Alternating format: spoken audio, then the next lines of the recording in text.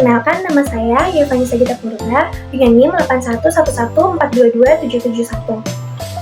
Video ini dibuat untuk memenuhi penugasan mata kuliah Peradilan Tata Usaha Negara dengan dosen pengampu Bapak Pratama Heri Herlambang, SHMH, dan Bapak Muhammad Imam Gustami, SHMH. Dalam video ini, saya akan menjelaskan mengenai materi hukum acara Peradilan Tata Usaha Negara. Selamat menyaksikan! Pengertian hukum acara petun. Hukum acara petun merupakan peradilan publik yang tugas dan wewenangnya memeriksa, memutus, dan menyelesaikan sengketa tun. Sengketa tun yang dimaksud ialah sengketa antara orang atau badan hukum privat dengan badan atau pejabat tun atau biasa disebut pemerintah, baik pusat maupun daerah, akibat dari dikeluarkannya katun, termasuk di dalamnya sengketa kepegawaian berdasarkan undang-undang yang berlaku.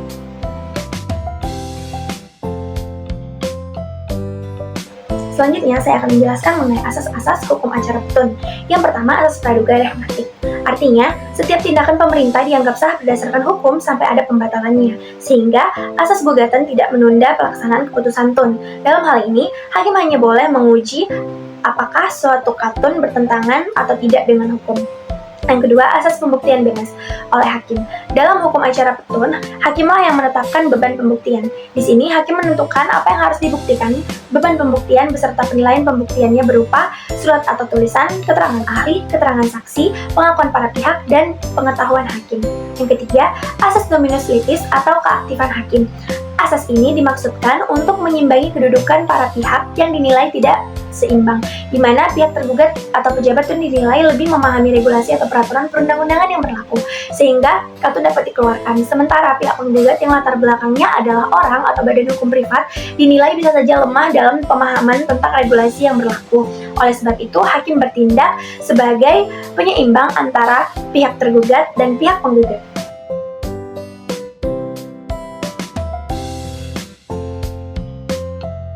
Yang pertama, pemeriksaan acara singkat.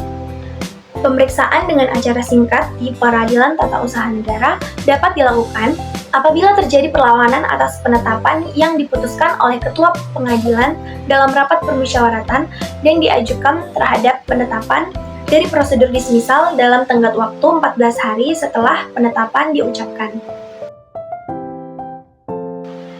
Pemeriksaan acara biasa yang diatur dalam pasal 68 UU Petun adalah sebagai berikut. Yang pertama, pengadilan memeriksa dan memutus sengketa tun dengan 3 orang hakim.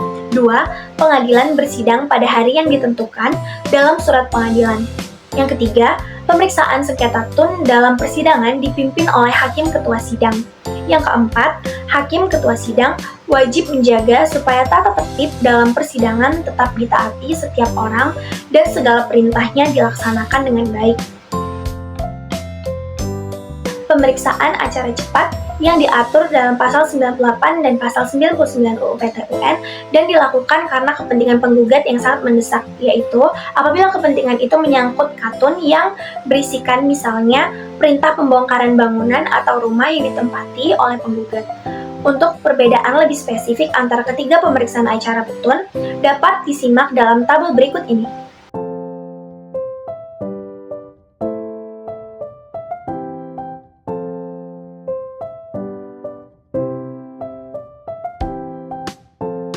Selanjutnya, pembuktian dalam hukum acara Peradilan Tata Usaha Negara. Pembuktian adalah penyajian alat-alat bukti yang sah menurut hukum kepada hakim yang memeriksa suatu perkara guna memberikan kepastian tentang kebenaran peristiwa yang dikemukakan. Dalam pasal 100 UU PT-UN disebutkan beberapa alat bukti antara lain sebagai berikut. Yang pertama, surat atau tulisan. Yang kedua, keterangan ahli. Dan yang ketiga, keterangan saksi. Keempat, pengakuan para pihak. Dan yang terakhir, yang kelima adalah pengetahuan hakim.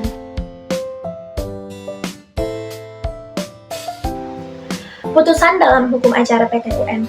Isi putusan menurut pasal 97 ayat 7 Undang-Undang Nomor 5 Tahun 1986 bahwa amar putusan dalam petun dapat berupa gugatan ditolak, gugatan dikabulkan, gugatan tidak diterima, dan gugatan gugur. Untuk pelaksanaan putusan sebagaimana tertulis dalam pasal 115 UU PT-UN, hanya putusan yang telah memperoleh keputusan hukum tetaplah yang dapat dilaksanakan. Selanjutnya adalah upaya hukum dalam Peradilan Tata Usaha Negara. Yang pertama, pemeriksaan tingkat banding.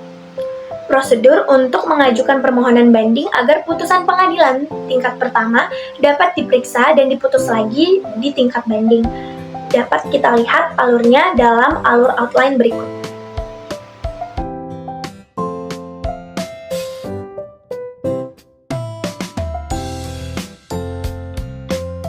Dua, pemeriksaan tingkat kasasi adalah upaya yang lebih tinggi yang dapat dimohonkan kepada Mahkamah Agung. Dan yang terakhir adalah peninjauan kembali terhadap putusan pengadilan yang telah memperoleh kekuatan hukum tetap dan dapat diajukan permohonan peninjauan kembali kepada Mahkamah Agung. Baiklah, sekian materi mengenai hukum acara peradilan tata usaha negara yang dapat saya sampaikan. Mohon maaf apabila masih ada terdapat kekurangan. Sekian dan terima kasih. Bye-bye.